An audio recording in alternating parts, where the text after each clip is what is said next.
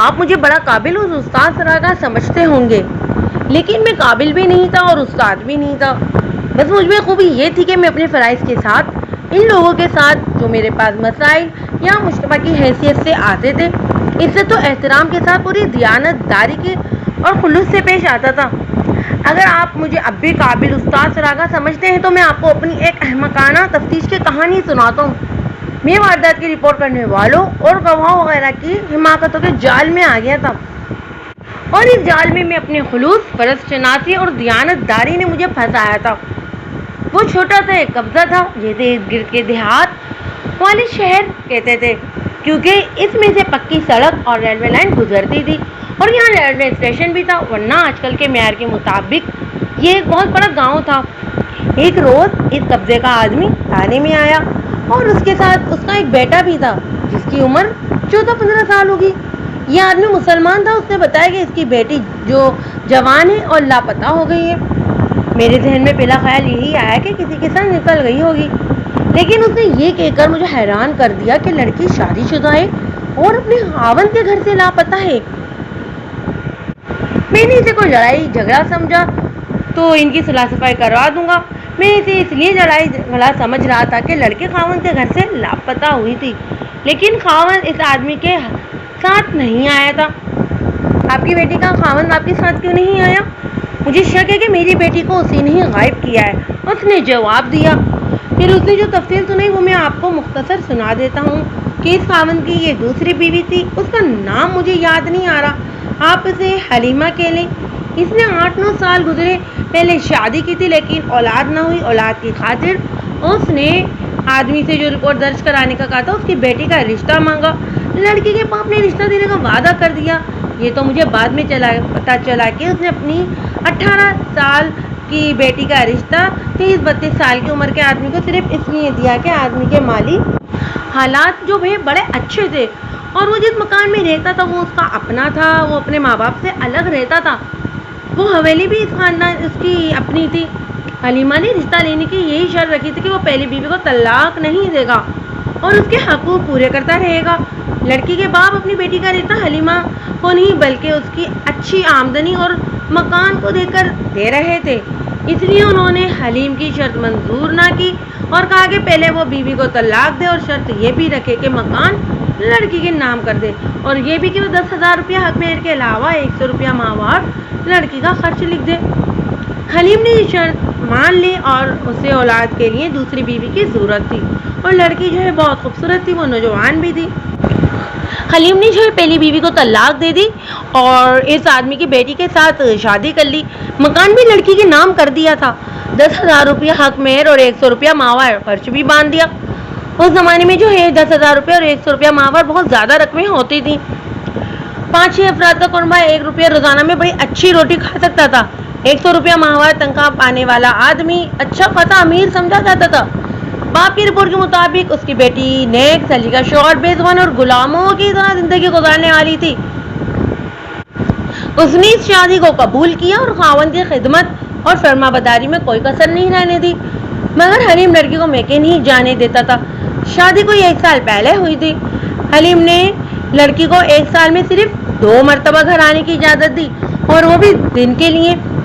لڑکی کے ساتھ اس کا تعلق کچھ اچھا بھی نہیں تھا۔ اس نے یہ اجازت دے رکھی تھی کہ لڑکی کے والدین اور بھائی وغیرہ اس کے گھر آ کر لڑکی سے مل سکتے اور جتنے دن چاہے رہ بھی سکتے۔ دونوں کے گھر اسی قبضے میں تھے اور کچھ دور تھے۔ حلیم کا رویہ میرے لیے قابل فہم تھا۔ اس نے دراصل مکان کے عوض لڑکی خریدی تھی۔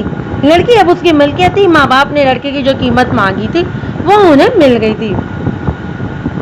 لڑکی کے باپ نے بتایا کہ 7-8 دن گزرے کہ اس کی بیوی حلیم کی ساس حلیم کے گھر اپنی بیٹی سے ملنے گئی۔ اسے حلیم اکیلا ملا، لڑکی نہیں تھی۔ ماں نے اپنی بیٹی کے متعلق پوچھا تو حلیم نے بتایا کہ محلے میں کسی کے گھر گئی ہے۔ ماں انتظار کرتی رہی، اس کی بیٹی واپس نہ آئی۔ حلیم نے 3-4 بار کہ وہ چلی جائے، اس کی بیٹی آئے گی تو اس کے گھر میکے بھیج دے گا۔ ماں واپس آ گئی۔ دوسرے دن لڑکی کا چھوٹا بھائی اپنی بہن سے ملنے گیا، بہن گھر نہیں تھی۔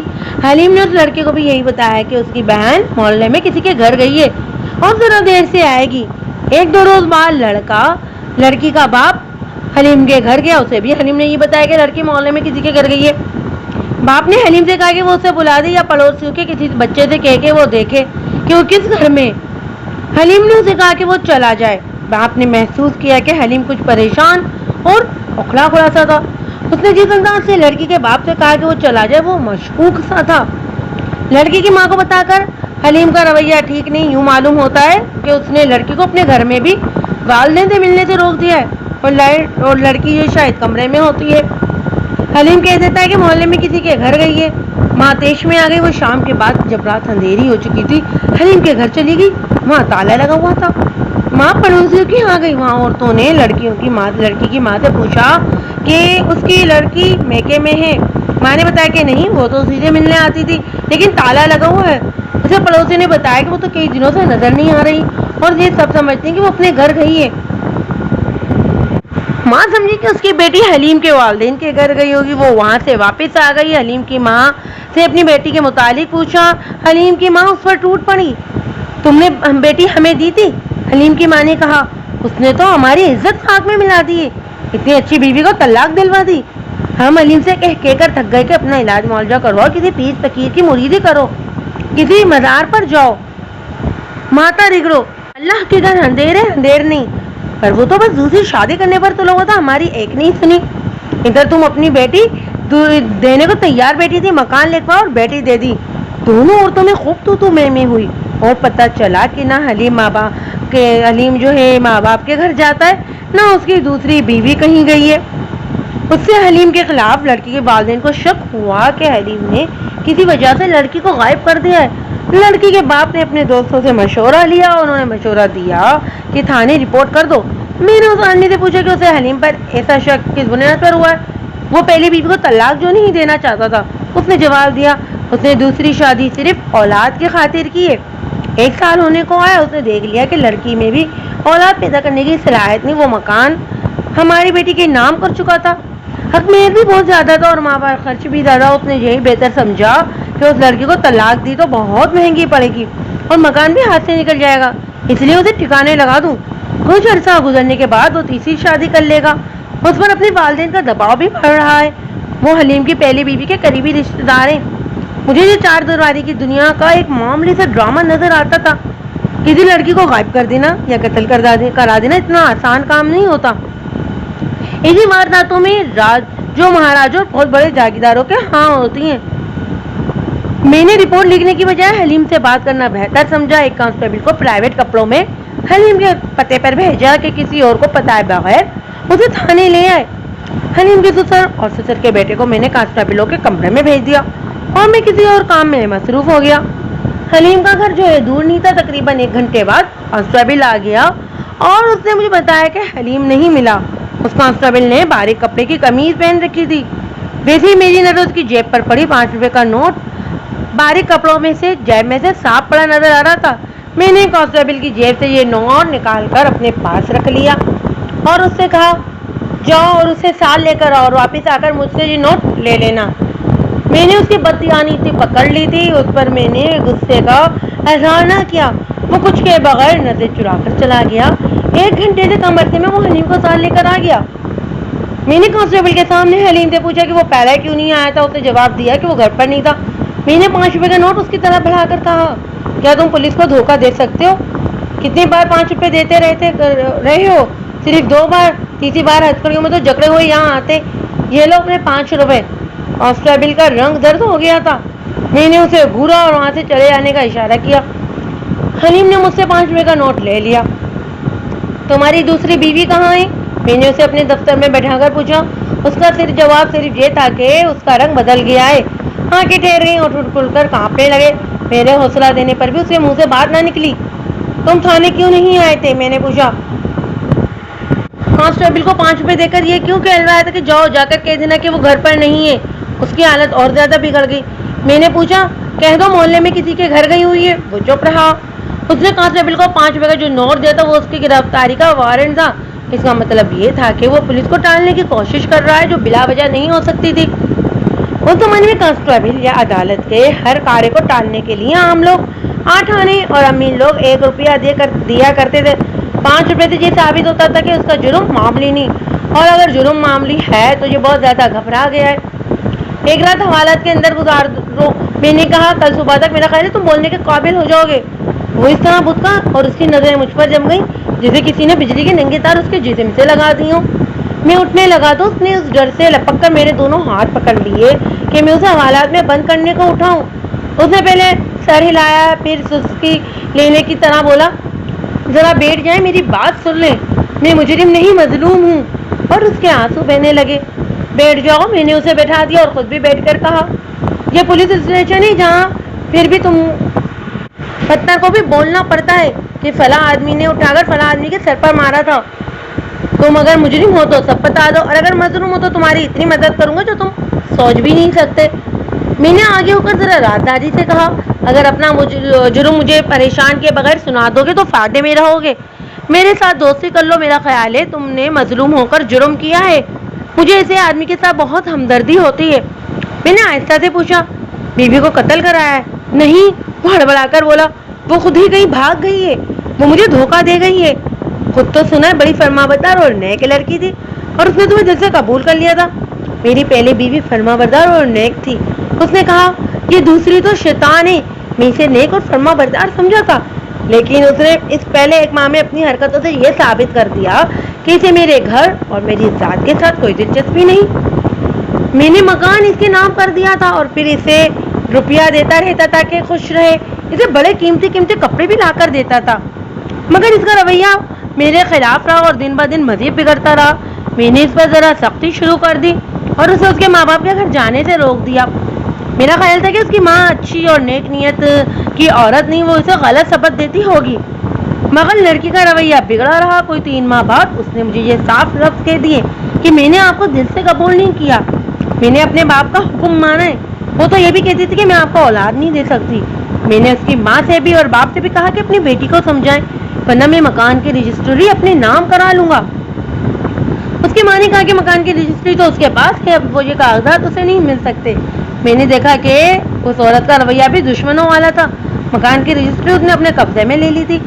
میرے سسر کا رویہ کچھ بہتر تھا, لیکن ماں بیٹی پر اس شخص کا کوئی اثر نہیں تھا. میں اولاد کی خاطر اس جال میں پھنس گیا تھا.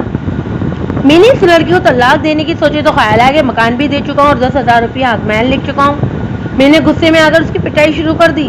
کوئی 15-16 دن گزرے. میں صبح جاگا تو بیوی ساتھ والے پلنگ پر نہیں تھی. کچھ دیر انتظار کیا, خیال کیا تھا کہ غسل خانے میں ہوگی, مگر وہ وہاں پر بھی نہیں تھی. میں سمجھ گیا کہ اپنے باپ کے پاس چلی گئی ہے. میں نے ارادہ کر لیا کہ وہ خود گئی ہے تو خود ہی آئے گی, میں اس کے پیچھے نہیں جاؤں گا. میں نہ گیا. 5 روز بعد اس کی ماں آئی اور وہ آتی رہتی تھی. بہتر اس کے کہ میں اس سے پوچھتا کہ اس کی بیٹی کہاں ہے. اس نے مجھ سے یہی سوال پوچھا. وہ اپنی بیٹی کے لیے بادام وغیرہ کی کچھ چیز بنا کر لائی تھی. اس نے مجھے کہا کہ یہ تم بھی کھایا کرو, اس میں بڑی طاقت ہے. میں نے اس عورت کی باتیں غور سے سنی. اس کے لہجے میں رات جانا مجھے کوئی شرارت نظر نہیں آتی تھی, لیکن اس عورت کا کوئی اعتبار بھی نہیں تھا. میں نے اسے کہا کہ اس کی بیٹی محلے میں کسی کے گھر گئی ہے. وہ کچھ دیر انتظار کر کے چلی گئی. دوسرے دن اس کا بھائی آ گیا, وہ بھی اپنی بہن سے ملنے آیا تھا. مجھے کچھ شک ہونے لگا. میں نے اسے بھی یہی کہا کہ اس کی بہن محلے میں کسی کے گھر گئی ہے. باتوں باتوں میں اسے یہ پوچھا کہ اس کی بہن اپنے گھر کب گئی تھی. وہ 15-16 سال کا لڑکا تھا. میری باتوں میں آ گیا. اس نے 2 ماہ پہلے کا بتایا کہ اس کی بہن اپنے گھر گئی تھی. مجھے یہ شک تھا کہ اس کی ماں بڑی چالاک ہے اور اس نے اپنی بیٹی کو مجھ سے چوری چھپے اپنے گھر بلا کر چھپا لیا ہے, اور یہ اس کی کوئی خطرناک چال ہوگی. مگر لڑکی سے پتا چلا کہ میری بیوی ماں باپ کے پاس نہیں گئی, وہ تو بھاگ گئی تھی. بھاگنے کی وجوہات بہت بڑی صاف ہے. اس نے مجھے دل سے قبول جو نہیں کیا تھا. میں اس پر اتنی سختی کرتا تھا, اسے مارتا پیٹتا بھی تھا. لڑکی ہوشیار اور طبیعت کی تیز ہے, اسے بھگانے میں اس کی ماں کا بھی ہاتھ ہو سکتا ہے. ان لوگوں نے مجھ سے مکان اپنی لڑکی کے نام بھی لکھوا لیا تھا. اگلے روز اس کا باپ آیا. وہ اپنی بیٹی سے ملنے آیا تھا. اس کے چہرے سے صاف پتہ چلتا تھا کہ اسے مجھ پر شک ہے. میں نے اسے یہ بھی بتایا کہ اس کی بیٹی محلے میں کسی کے گھر گئی ہے. اس نے کہا, تم کیوں نہیں کہتے تھے کہ میں اپنی بیٹی سے ملنے کی اجازت نہیں. اس کی ماں آئی, باہی آیا, اور اب میں آیا ہوں. تم سب کو ایک ہی جواب دے رہے ہو کہ محلے میں کسی کے گھر گئی ہے. میں شام تک یہیں رہوں گا, وہ آ جائے گی. میرے لیے یہ پریشانی کچھ کم نہیں تھی کہ میری بیوی لاپتہ ہو گئی تھی. اس کے باپ نے مجھے ہی مشتبہ سمجھ کر روب سے بات کی تو مجھے غصہ آ گیا. میں نے اسے کہا, گھر کے سارے کمرے دیکھ لو، اوپر چلے جاؤ، تمہیں بیٹی کہیں نظر نہیں آئے تو اسے 2-4 دنوں کے لیے گھر لے جاؤ۔ اس نے ایک بار پھر کہا کہ میں شام تک ٹھہروں گا۔ میں نے کہا میں تمہیں 2 منٹ اور یہاں نہیں ٹھہرنے دوں گا، میں کام سے جا رہا ہوں۔ اس نے غصے کا جواب غصے سے دیا تو میں نے جل کر کہا اپنی بیٹی پر اب تمہارا کوئی حق نہیں، میں نے پورا مکان دے کر تم سے خریدا ہے، یہ میری مہربانی ہے کہ تم اپنے گھر میں دخل ہونے دیتا ہوں۔ وہ ہائی دوائی بھگتا نکل گیا اور آج آپ نے مجھے بلا لیا ہے۔ میرے دل میں جو کچھ بھی تھا وہ میں نے آپ کو سنا دیا ہے۔ حقیقت یہ ہے کہ میری بیوی کسی کے ساتھ بھاگ گئی ہے، کسی بات شک ہے تمہیں؟ میں کچھ کہہ نہیں سکتا، آپ نے جواب دیا۔ مجھے یقین ہے کہ وہ اغوا نہیں ہوئی، اسے کوئی اٹھا کر نہیں لے گیا، وہ اپنی مرضی سے گئی ہے۔ تم نے پہلے روز ہی اپنی ساتھ سے کیوں نہ کہہ دیا کہ تمہاری بیوی صبح سے غائب ہے؟ میں نے اسے پوچھا۔ ہمیں جب یقین ہو گیا تھا کہ تمہاری بیوی غائب ہے تو تم اس کے ماں باپ کے پاس کیوں نہیں چلے گئے؟ میں سوچتا رہا، اتنے میں اس کی ماں آ گئی۔ اس نے جواب دیا، اس نے جب بتایا کہ وہ اپنی بیٹی سے ملنے آئی ہے تو میں چکرا گیا، مجھے کچھ جواب ہی نہیں سوچ رہا تھا۔ میں نے اس پر بہت جرأت کی، اسے بہت چکر دیے، اس کی نفسیات سمجھنے کی کوشش کی، اس کی نیت کو ماپا۔ میں نے یہ رائے قائم کی کہ یہ لڑکا اتنا دلیر اور چالاک نہیں تھا جتنا احمق ہے۔ میں نے اس سے یہ بھی پوچھا کہ اسے جب یقین ہو گیا تھا کہ اس کی بیوی اتنے دنوں سے لاپتہ ہے تو اس نے پولیس رپورٹ کیوں نہیں دی؟ اس نے اسی طرح کی مکانہ باتیں کر کے مجھے اپنا حامی بنانے کی کوشش کی۔ وہ دراصل یہ کہنا چاہتا تھا کہ اپنی زبان سے یہ کہنے میں کہ اس کی بیوی بھاگ گئی ہے وہ اپنی بےعزتی سمجھتا تھا۔ وہ اپنی میری بیوی کے نام سے بھی بدنام ہو گیا تھا۔ وہ دوسری بیوی کے فرار کو چھپانے کی ناکام کوشش میں تھا اور یہ امید لگائے بیٹھا تھا کہ اس کی بیوی گھوم پھر کر واپس آ جائے گی۔ میں نے حلیم کو دفتر سے نکال کر ایک اور کمرے میں بھیج دیا اور اس کے سسر کو بلایا، اسے خبردار کیا کہ وہ اپنی بیٹی کی گمشدگی کی رپورٹ لکھوانے آیا۔ اسے ایک بار پھر سوچ لینا چاہیے کہ رپورٹ غلط ثابت ہوئی اور بیٹی اس کے اپنے گھر سے برآمد ہوئی یا پتہ چل گیا کہ اپنی بیٹی کو اس نے خود یا اس کی ماں نے اپنے داماد کو پریشان کرنے کے لیے کہیں چھپا دیا تھا تو دونوں کو گرفتار کر لیا جائے گا۔ اس شخص نے مجھے قائل کرنے کی کوشش کی کہ اپنی بیٹی کو انہوں نے خود غائب نہیں کیا، ان کے داماد نے غائب کیا ہے۔ اسے بھی معلوم نہیں ہوا تھا کہ میں نے اس کے داماد کو بھی بلا رکھا ہے۔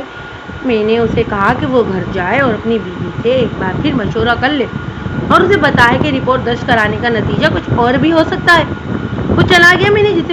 میں نے حلیم کو بلا کر ڈرایا دھمکا اور بہت کوشش کی کہ اس نے اگر اپنی بیوی کو ادھر ادھر کر دیا یا ٹھکانے لگا دیا تو مجھے بتا دے۔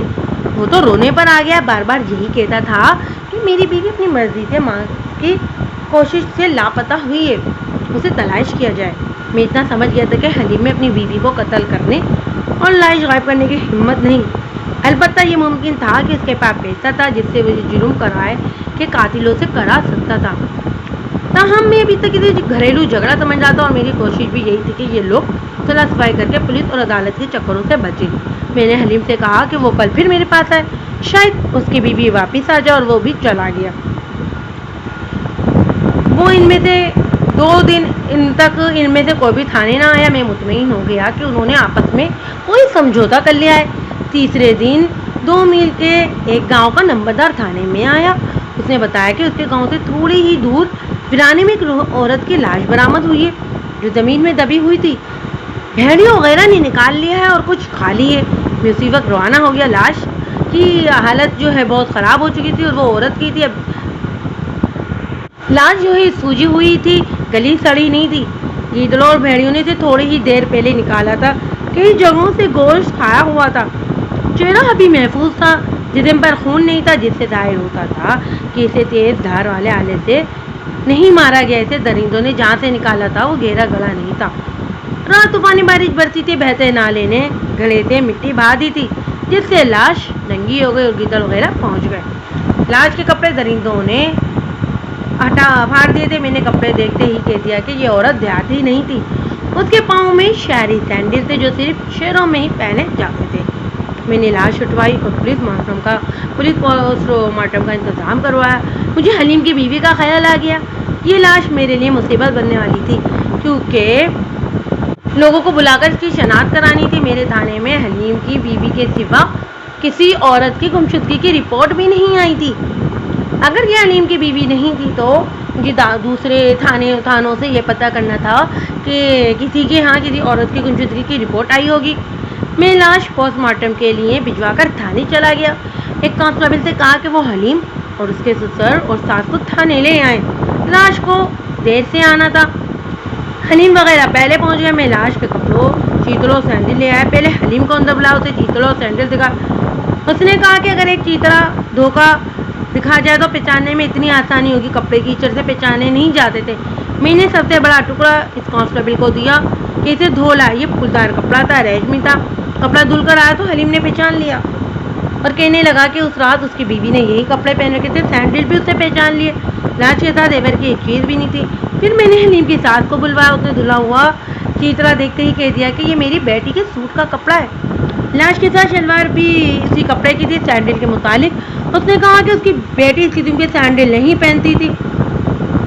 اس نے کہا کہ اس کی بیٹی جو اسی قسم کے سینڈل پہنتی تھی، اس کے ساتھ ہی اس نے رونا پیٹنا بھی شروع کر دیا۔ اس کا خامن دوڑا ہے۔ میں نے اسے سنبھالنے کی بہت کوشش کی لیکن وہ بین کرتی اور حلیم کو گالیاں دیتی تھی۔ میں لاش کے انتظار میں تھا مگر اسپتال سے پیغام آیا کہ لاش ضلع کے اسپتال میں بھیجنی پڑے گی۔ میں نے حلیم اور اس کی ساس اور سسر کو چلے جانے کا کہا اور انہیں بتایا کہ میں انہیں کل بلاؤں گا۔ میں لاش کو 20-22 میل دور بھیجنے کے انتظامات میں مصروف ہو گیا۔ لاش دوسرے دن شام کو واپس آئی۔ پوسٹ مارٹم رپورٹ میں لکھا تھا کہ یہ لاش جوان لڑکی کی ہے، اسے مرے ہوئے 15 دن سے 20 دن گزر گئے۔ موت کا باعث گلا گھٹنا لکھا گیا تھا۔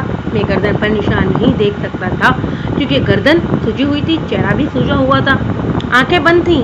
میں نے حلیم، اس کی ساس اور سسر کو بلا لیا۔ تینوں نے اس لاش کا جو ہے چہرہ دیکھا۔ سب سے پہلے ماں نے کہا یہ میری بیٹی کی لاش ہے۔ مقتولہ کے باپ نے بھی تائید کر دیا اور پھر حلیم نے بھی کہہ دیا کہ اس کی بیوی کی لاش ہے۔